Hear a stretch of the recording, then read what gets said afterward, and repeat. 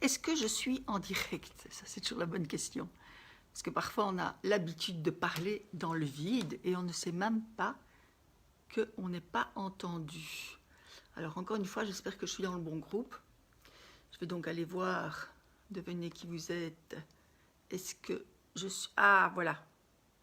Bernadette regarde, super. Françoise regarde. Est-ce que je suis bien dans le groupe? Devenez qui vous êtes. Est-ce que vous pouvez me confirmer ça? Parce que vous savez que de technique et moi, salut Bernadette, je vais répondre enfin à ta question. Salut Laurence, contente de te voir. Comment est-ce qu'il fait à Dubaï, Laurence? J'espère qu'il fait comme nous et je ne sais pas si vous êtes confinés. Maria, Bernadette, ah oui, chouette. Donc je suis dans le groupe, devenez qui vous êtes. Rachel, coucou Rachel, comment vas-tu? Laurence, coucou ici. Ok, on est dans le bon groupe. Super. Bernard, bonjour Bernard, Sophie, coucou. Alors, comment est-ce que vous allez dans ce 1er mai un peu particulier, il faut le dire? Donnez-moi un petit peu de vos nouvelles en attendant que le monde arrive. Aujourd'hui, je vais en tout cas parler d'un sujet, je crois, qui est très important à l'heure actuelle, même s'il l'était déjà avant. Il prend encore toute son importance maintenant. Et la vraie question, c'est comment est-ce qu'on peut rester motivé alors que tout change autour de nous ou que tous les éléments extérieurs ne sont pas en faveur de notre projet et de notre motivation aussi. Donc c'est vraiment ce que je vais aborder aujourd'hui. Ça me fait plaisir de voir tout ce petit monde, mais vous êtes géniaux, vraiment, vous êtes géniaux. Première fois, super. Eh bien, bienvenue à toi Maria. Bernard, très peu... nous avons le soleil, mais nous n'avons pas le soleil. Il y a quelque chose qui n'est pas juste là. Alors dites-moi un petit peu quelles sont les questions que vous vous posez au sujet de votre motivation et de votre capacité à rester dans un projet sur la longueur. Comment est-ce que ça se passe pour vous? Bon, alors je vais mettre mes lunettes et je déteste mettre mes lunettes parce qu'elles ne me vont pas, mais j'ai quand même envie de voir vos commentaires. C'est le but, première fois live, super. Oui, je suis en direct dans le bon groupe. Eh ben, c'est génial, j'ai déjà beaucoup de commentaires. Ah, oh, notre soleil, super. Ah, bah dis donc, soleil à Ostende, ici à Bruxelles. Oui, eh bien moi, j'ai pas le soleil. À Laurence, à Dubaï, il fait très lourd. Soleil, mais tempête de sable, de pluie attendue. On déconfine gentiment. Plage et piscine toujours fermées, mais dans les Émirats. Mais pas dans les Émirats. Ah ouais, c'est ça. Mais enfin, c'est quand même pas la même chose d'être confiné avec une vue sur la piscine que d'être confiné à Bruxelles, par exemple. Hein. Bon, alors, je vous propose de démarrer. Bien, mes amis. Alors, je démarre. Je démarre par cette question qui a été soufflée la fois passée, d'ailleurs par Bernadette et par Bernard, je crois aussi. Non, par Bertrand, je ne sais plus. Non, enfin bref, qui était comment est-ce qu'on peut garder sa motivation tout au long d'un projet, quels que soient les événements extérieurs qui nous tombent dessus. Alors on est bien placé pour savoir aujourd'hui que les événements extérieurs qui nous tombent dessus, eh bien, on n'est pas vraiment capable de les maîtriser et c'est bien normal. Alors moi, je vais vous dire que la motivation, en fait, c'est un faux problème. Il n'existe pas de problème de motivation d'une manière générale. Je vais regarder vos messages après et alors là maintenant je vais vous en parler un petit peu et comme ça vous allez pouvoir réagir sur certaines petites choses peut-être qui sont plus sensibles pour vous. En fait, le problème de la motivation pour nous êtres humains, c'est un concept complètement abstrait. C'est vrai que quand on parle du moteur d'une voiture, c'est un concept beaucoup plus concret. Il suffit de mettre la clé et le moteur tourne. Si tout va bien, s'il est dans de bonnes conditions et si vous avez de l'essence, ça va fonctionner. Nous ne sommes pas comme ça. Nous ne sommes pas nécessairement des machines à motivation. Mais est-ce que le problème est bien posé quand on dit « comment est-ce que je vais garder ma motivation ?» Alors, dans la motivation, ce qu'il faut savoir, c'est qu'il y a les régulateurs. Quand on fait une action, il y a un régulateur. Et le vrai problème, il se situe dans le régulateur. Il y a une expérience qui a été faite en 1971, si j'ai bon souvenir, où on avait proposé à des personnes des activités libres, des projets libres. Ils avaient tout loisir de définir un projet, mais ils allaient être observés tout au long de leur activité dans ce projet pour savoir comment ils fonctionnaient par rapport au projet, comment ils se maintenaient dans le projet. Et donc, un groupe d'une centaine de personnes a choisi donc des activités, des projets qui leur tenaient à cœur, ou en tout cas dans lesquels ils avaient envie de se lancer. Et on s'est rendu compte qu'on a divisé le groupe en deux, un groupe à qui on ne donnait aucune valorisation, aucune gratification, aucun encouragement, et un groupe dans lequel on donnait beaucoup d'encouragement, beaucoup de motivation et beaucoup de valorisation. Alors, les résultats étaient complètement contre-intuitifs, c'est-à-dire que c'est le groupe qui a reçu le moins de motivation, qui est resté le plus permanent et le plus durable dans son investissement, dans son engagement tout au long du processus et tout au long de son propre projet. Ce qui est apparu, c'est qu'en fait, par rapport à nos motivations, par rapport à notre projet, on a 3 niveaux quelque part d'implication et d'investissement. Alors je vais vous les raconter brièvement parce que vous allez voir à quel niveau ça peut jouer sur vous et où est-ce qu'on perd justement la constance que l'on met dans son engagement à atteindre un objectif, à réaliser ce qui nous tient à cœur. Il y a 3 niveaux. Il y a ce qu'on appelle d'abord la motivation. A de alpha privatif. A, il n'y a pas de motivation. Il n'y a pas de motivation, pourquoi? Parce qu'il n'y a aucun régulateur, ni externe, ni interne. Un régulateur, c'est quoi? C'est la manière dont on peut valider que notre projet nous donne envie d'avancer. Et il y a des projets où on se lance, mais il n'y a aucun régulateur. Par exemple, un projet dans une entreprise où on vous demande de faire quelque chose, vous n'y croyez pas, et en même temps, il n'y a aucun apport extérieur pour vous encourager à continuer dans ce projet. On va considérer que c'est un projet qui n'a pas de motivation, amotivant. Donc A de alpha privatif. Il n'y a rien qui donne l'envie de se projeter dans ce projet. Ce n'est pas parce qu'on dit il y a quelque chose à faire que l'on le fait. On le sait bien nous-mêmes, on n'arrête pas quelque part d'avoir envie de faire des choses et comme par hasard, il y a toujours quelque chose qui nous permet de le faire demain. Mais pas aujourd'hui, demain. Alors, donc ça c'est le niveau A motivationnel. A, alpha privatif, il n'y en a aucun. Et puis, il y a des projets dans lesquels il y a une motivation extérieure. Et en gros, on va se retrouver dans cette catégorie autant en tant qu'employé dans une entreprise qu'en tant qu'indépendant, entrepreneur de son propre business. Alors, je vais vous expliquer pourquoi. La motivation extrinsèque, c'est donc quelque chose qui vient de l'extérieur. Alors, c'est vrai que quand on est dans une entreprise, les régulateurs à un projet sont généralement des régulateurs qui sont extérieurs. C'est la reconnaissance, c'est la valorisation, c'est éventuellement la valorisation financière, c'est la reconnaissance du travail bien fait, c'est la reconnaissance qu'on est un chouette collaborateur, qu'on peut nous faire confiance, etc. Et si ces projets-là ne sont qu'extrinsèques, on se rend compte que très vite, mais très très vite, l'envie d'investir correctement dans le projet diminue. Il ne faut même pas quelques jours pour que l'envie diminue parce que la motivation ne sera que extrinsèque. Et pour en venir à nous, ou en tout cas la plupart de ceux qui sont peut-être là aujourd'hui et qui ont envie de se lancer comme indépendants entrepreneurs ou qui sont déjà des entrepreneurs, mais nous pensons souvent que nous n'avons pas une motivation extrinsèque puisque c'est nous qui avons décidé de porter ce projet. C'est nous qui avons eu envie de définir ce projet d'entrepreneuriat ou ce projet un projet même personnel qui peut être un voyage, qui peut être se lancer dans une activité sportive, etc.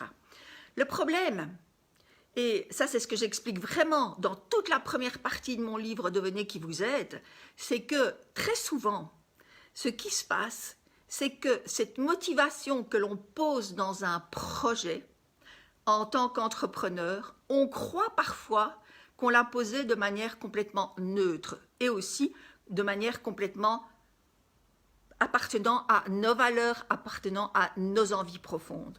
Or, ce qui se passe bien souvent, et peut-être que là ça va choquer certains, mais quand un projet ne démarre pas, quand on n'a pas envie de se lancer dans quelque chose, même si on dit ça me tient à cœur, mais la motivation n'est pas là, on n'avance pas, on ne continue pas.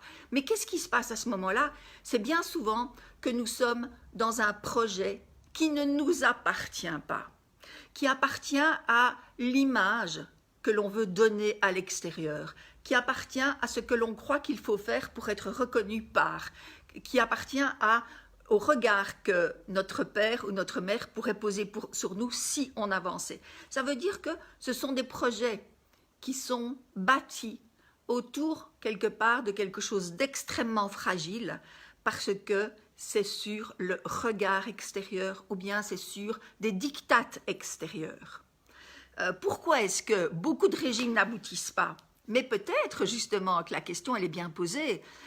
Est-ce que quand on fait un régime, je suis bien placée pour le savoir parce que j'ai fait énormément de régimes et j'en ai abandonné toujours un de plus, jusque maintenant justement, parce que la plupart des intentions qu'on pose dans un projet sont parfois une intention qui veut dire « moi je dois faire ça parce que la société me reconnaîtra plus facilement si je suis dans un moule acceptable que si je suis comme je me sens bien. » Et à partir du moment où on pose un projet avec l'intention de trouver le régulateur à l'extérieur, et donc le regard, l'image, la reconnaissance, l'argent même éventuellement, si ce n'est pas un souhait intérieur, eh bien, dès qu'on est avec une motivation qui touche à un diktat, qui touche à quelque chose qui est de l'ordre de l'extérieur et donc pas nécessairement sur nos propres valeurs,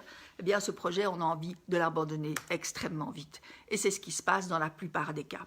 Alors je vais faire une petite pause ici pour voir si vous avez des questions à poser. Et donc comme vous le savez maintenant, je mets mes lunettes et je déteste me voir à la caméra avec des lunettes, mais j'ai quand même très envie de savoir quelles sont vos questions. Alors est-ce que vous avez des questions par rapport... Je suis dans un projet, mais tellement peur d'embêter les gens, pourtant des produits super. Ok, alors, et j'aime beaucoup en fait cette remarque. Donc, je pense que tu vends des produits de beauté, si j'ai bon souvenir, Françoise. Et j'ai peur d'embêter des gens. Alors, à partir du moment où c'est exactement ça, est-ce que ton projet est bien posé? Est-ce que ton projet est posé de manière intrinsèque? Ça veut dire, est-ce qu'il répond à des valeurs? Est-ce que tu t'engages dans un business parce qu'il faut s'engager dans un business? C'est déjà une première question qu'on peut poser à beaucoup de personnes. Parce que ça fait bien, ou parce qu'on ne peut pas ne rien faire, ou parce qu'on ne peut pas ne pas avoir de projet. Ça, c'est la première chose. Pourquoi est-ce que je m'engage dans un business? Première chose. Et donc, dès que cette motivation est extérieure, il faut la retravailler pour pouvoir à un certain moment dire « Ok, mais ça répond à des valeurs personnelles, ça répond à quelque chose qui est profondément inscrit en moi. J'ai cette âme d'entrepreneur, je veux servir, je veux donner, c'est important pour moi d'avoir envie d'apporter une plus-value aux gens qui m'entourent, à ceux qui sont là autour de moi, etc. » Donc la première chose, c'est vraiment de pouvoir identifier la raison pour laquelle je me lance dans un business et de pouvoir définir le moteur comme quelque chose qui est intrinsèque. Ça m'appartient.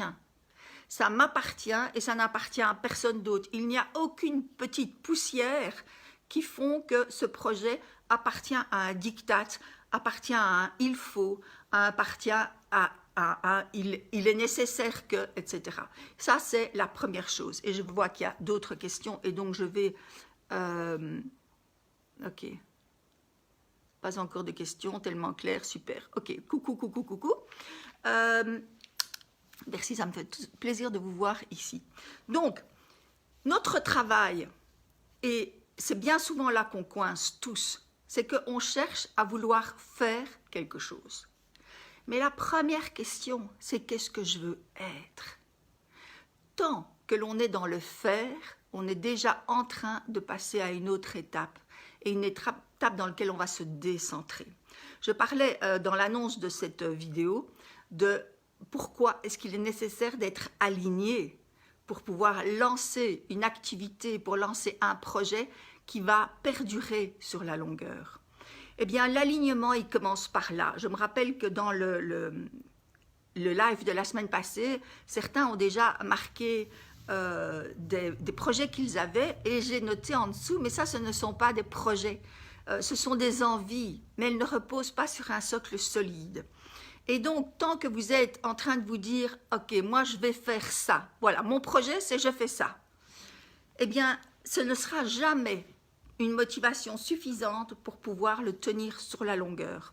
Ce qui est nécessaire, c'est de se dire « Qu'est-ce que je veux être ?» La première étape repose toujours sur « Qu'est-ce que je veux être ?» Et je martèle vraiment les esprits des personnes qui me suivent, qui sont en séminaire, je le martèle aussi dans mon livre, tant que vous n'avez pas défini ce que vous voulez être, c'est pas la peine de passer à qu'est-ce que je vais faire. C'est vraiment un gap qui n'a rien à voir. Aujourd'hui, ce qui est essentiel, c'est qu'effectivement, vous pouvez lancer n'importe quel projet et vous pouvez réussir n'importe quel projet, mais à une et une seule condition, c'est que vous soyez aligné. Et l'alignement commence par quoi? Qu'est-ce que je veux être dans ce business? Être. Ou qu'est-ce que je veux être au niveau professionnel? Être. Et après, ça se décline. Alors, moi, j'ai un sage qui me guide quand je suis en perdition personnelle. Et c'est un sage indien qui m'avait dit un jour, « Brigitte, quand vous saurez ce que vous voulez être, la forme n'aura plus d'importance. » Oh là! Quand il m'a dit ça, mais je me suis pris la tête en me disant « Mais qu'est-ce qu'il veut dire? Je ne comprends pas. » Effectivement, à l'époque, je ne comprenais pas parce que j'étais dans la forme. Je veux animer un séminaire, je veux écrire un livre, je veux donner une conférence. Mais ça, ce sont des actions qui vont être au service de ce que je veux être, de ce que je décide comme étant profondément qui je suis. Et ce que je veux être, eh bien, va décliner des actions. Mais c'est un temps important de se poser et de se dire, ok, qui est-ce que je suis? Qui est-ce que je veux être? Et donc, une des formes, ça peut être de donner des séminaires. Une autre forme, ça peut être d'écrire des livres.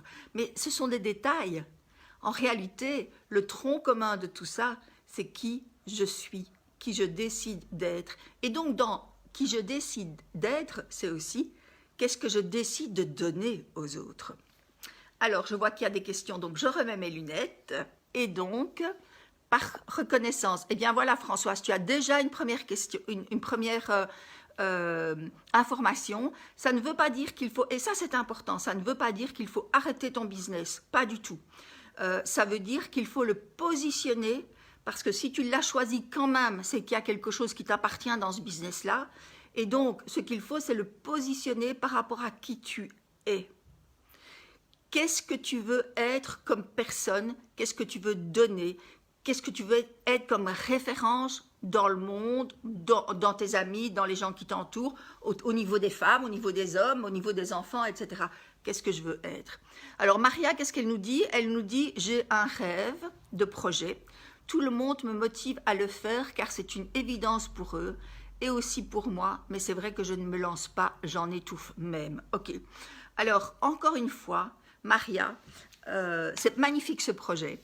Je ne sais pas ce qu'il est, mais en tout cas, j'entends qu'il y a une confirmation extérieure qui dit oui, vas-y, c'est ça. Il y a une confirmation intérieure qui dit aussi ouais, c'est vraiment ça que je ressens. Par contre, ce qui manque, c'est au-delà de tout ça, qu'est-ce que tu veux être, Maria? Sur quoi repose le fait de porter ce projet? Qu'est-ce qui est dans ta personne, dans tes valeurs, dans ton éthique, dans ton identité, ce qui est le tronc commun qui fait que ce projet a du sens? Tant que tu ne peux pas t'asseoir là-dessus, tu vas perdre ton énergie et effectivement, tu vas perdre pour la plupart ta motivation. Parce que le tronc est extérieur à toi. Une action, c'est extérieur à toi. Donc, de toute façon, ce sera extrinsèque. Même si les autres disent, et surtout si les autres disent que c'est pour toi, même si tu sens que c'est pour toi ce projet, tant que c'est extérieur, ce sont des actions, c'est des détails. C'est terrible ce que je dis, mais c'est des détails.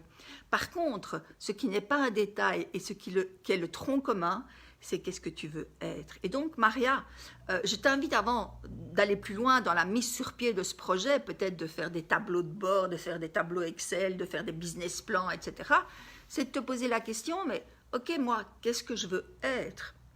Et donc, ce projet, il ne faut peut-être pas l'arrêter du tout, mais peut-être qu'il y a une manière de le moduler différemment, qu'il faut peut-être lui donner un axe différent, qu'il faut peut-être lui donner aussi une couleur différente.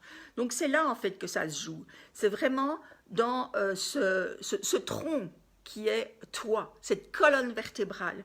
Parce qu'une action, et je le répète, une action et un projet, généralement, on a eu l'habitude de les définir en termes de faire ou en termes d'avoir. Or, et c'est bien ce que je développe aussi dans toute cette première partie dans mon livre, c'est aujourd'hui, ça ne fonctionne plus comme ça. La logique humaine, elle vous demande d'abord d'être. Et ce que vous allez faire sera au service de ce que vous allez être. Et ce que vous allez avoir sera simplement la conséquence de ce que vous avez fait pour aller dans qui vous êtes. Parce que ce qui ne bougera pas, c'est qui vous êtes. Ce qui ne bougera pas, ce sont vos valeurs, ce sont votre identité professionnelle, amicale, personnelle, quelle qu'elle soit, c'est votre identité.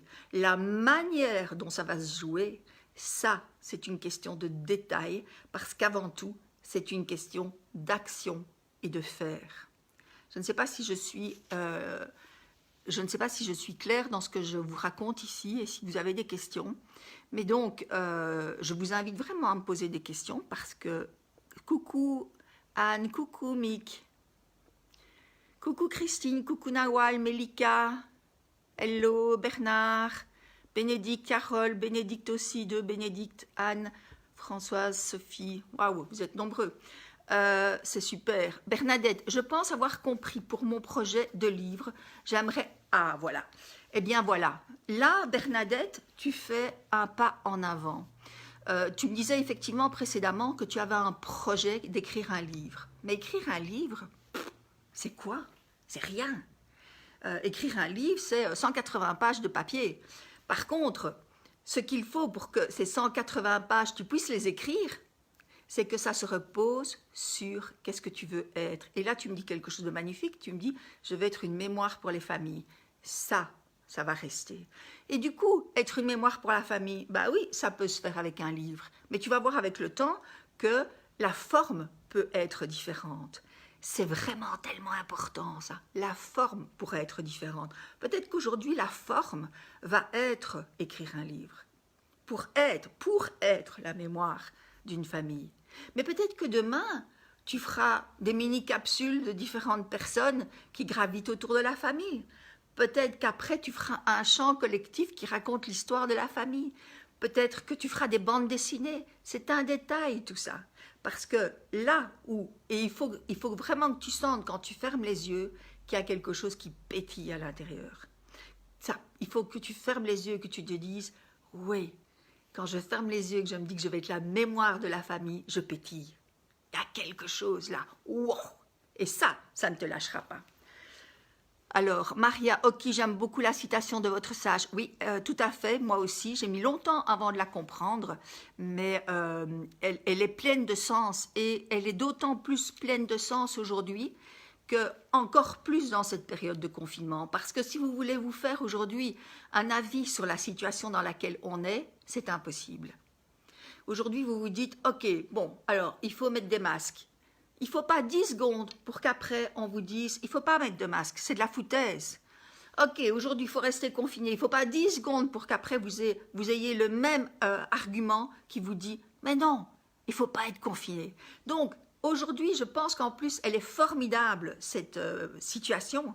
Elle est formidable pour un point bien précis, qui est que ça nous ramène uniquement à nous. Ça nous ramène uniquement à qui nous décidons d'être. Parce que si nous attendons que les médias, que les rumeurs, que le que les complotistes, que n'importe qui nous disent ce que nous devons être dans cette société, ce n'est plus possible. Et donc, on va chaque fois y perdre son latin, on va danser sur une jambe et puis danser sur une autre. Et je pense, moi, que j'ai eu beaucoup de difficultés, moi, de me positionner et de parler au début de cette crise, et je ne savais pas pourquoi. Eh bien, je crois fondamentalement parce que cette crise, elle nous amène encore plus à de l'intériorité. Il n'y a plus rien qui passera par autre chose que par l'intériorité d'abord. C'est vrai qu'on le martèle depuis des années, ça. On le dit depuis des années, que c'est l'intériorité qui va être la réponse, que ça commence d'abord à l'intérieur et puis à l'extérieur. Mais plus que jamais, cette crise, elle nous ramène à ça. Qui tu es et qui tu as décidé d'être. C'est tout. Et donc, je vois qu'il y a d'autres. Avec plaisir Caroline, avec plaisir Anne, j'espère que vous allez bien toutes les deux, entre autres, et puis toutes les autres. Bernadette, et pour le projet de reprise du Métropole, voilà. J'aimerais être une... Oui, parce qu'en fait, Bernadette avait aussi dans ses projets la reprise de l'hôtel Métropole qui est en train de se casser la pipe. Et je sais qu'il y a beaucoup d'initiatives qui tournent autour de la manière dont on peut garder ce bel hôtel dans notre patrimoine. Mais ce que tu dis, c'est j'aimerais être une inspiration et une compagne de réalisation des ambitions de développement personnel. Les miens, ça ne veut rien dire. Excuse-moi Bernadette, mais là, ça ne veut rien dire. D'abord, quand tu dis j'aimerais, ce n'est pas une décision, c'est un souhait.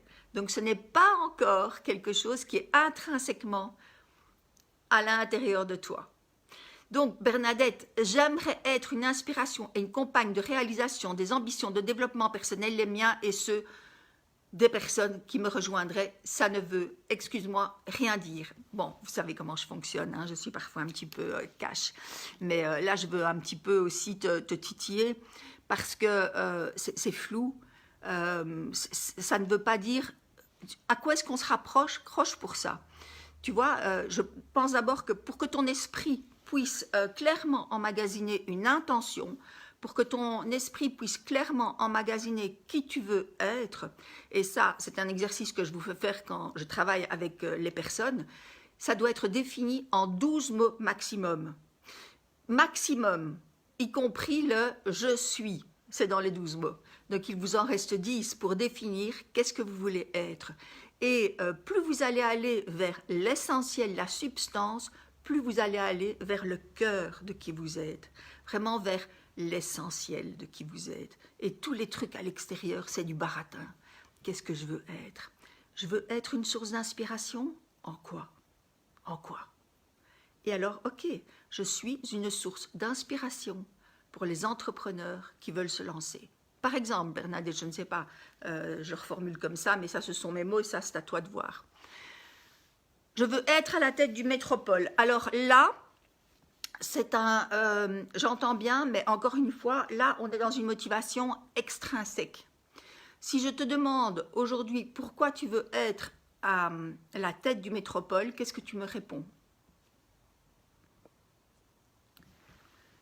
Parce que c'est là, en fait. Je veux être à la tête du métropole répond à, sans doute, un besoin de reconnaissance. Voilà, c'est peut-être une manière d'obtenir une régulation extérieure. Mais est-ce que ça vibre quand tu dis ça? Je ne suis pas sûre. Je veux être... Oui, tu me connais, hein, Bernadette. Heureusement, tu m'as déjà beaucoup utilisé, donc avec toi, je sais que je peux le faire.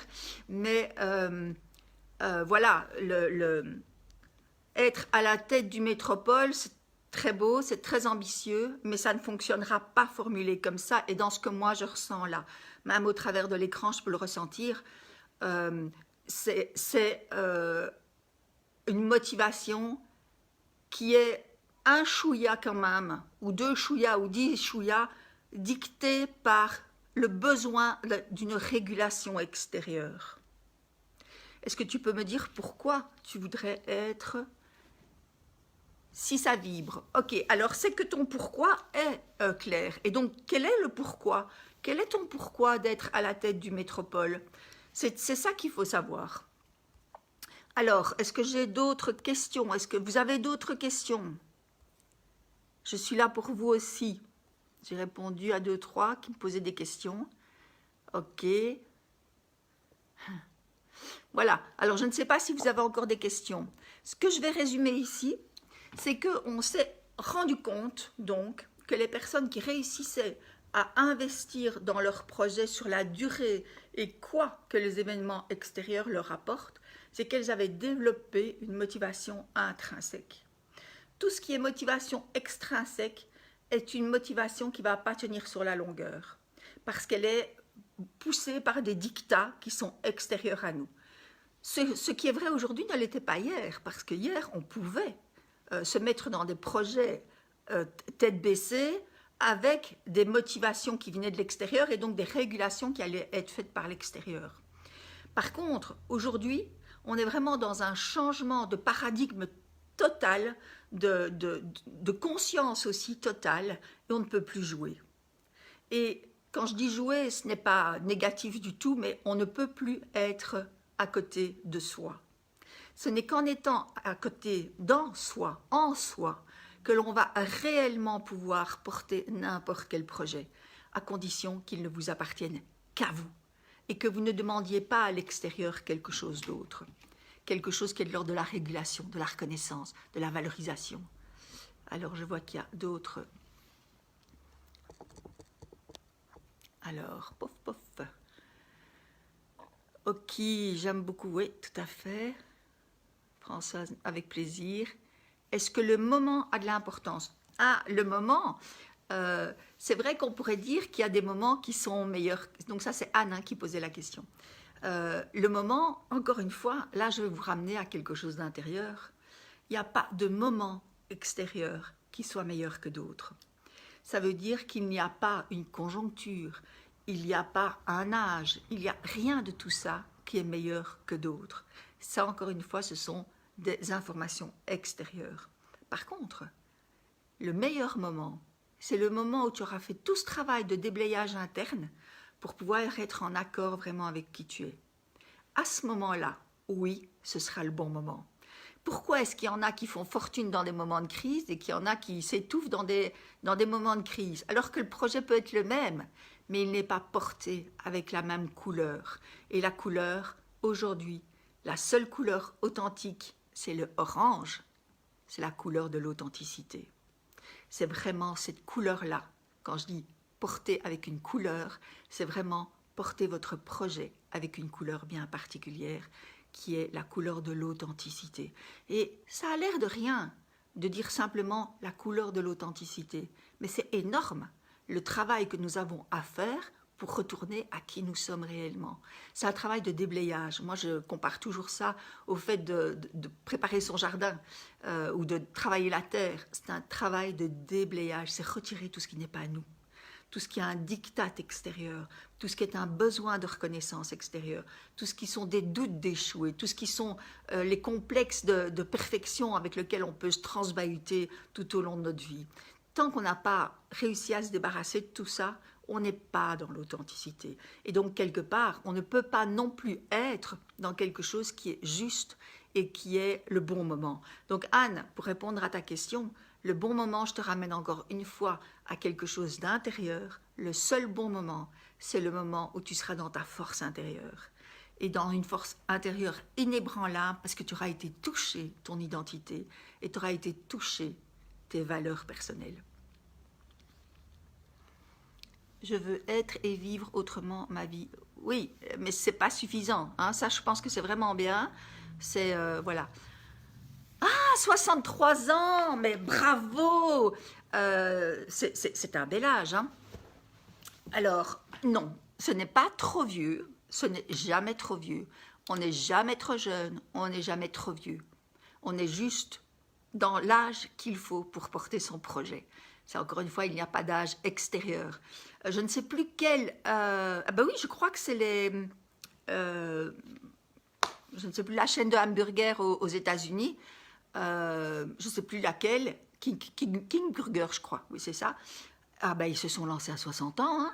Ils ont fait fortune à 60 ans. Avant ça, ils étaient à la ramasse et ils ne gagnaient pas du tout bien leur vie. Le nombre de personnes... c'est pas Lise Bourbeau, mais c'est... une autre femme assez âgée aujourd'hui qui a lancé sa maison d'édition. C'est pas Lise Bourbeau, mais c'est qui encore? Bref, je vous le retrouverai si vous voulez. Elle a lancé sa maison d'édition à 63 ans et elle est devenue riche à 63 ans. Enfin, elle a commencé à devenir riche à 63 ans. Donc, il n'y a pas d'âge. Le seul âge, c'est l'âge interne et c'est l'âge de l'authenticité. C'est j'ai nettoyé tout, je suis capable d'avancer. Tout, moi, seule. Voilà. Voilà, Justine. Coucou Justine.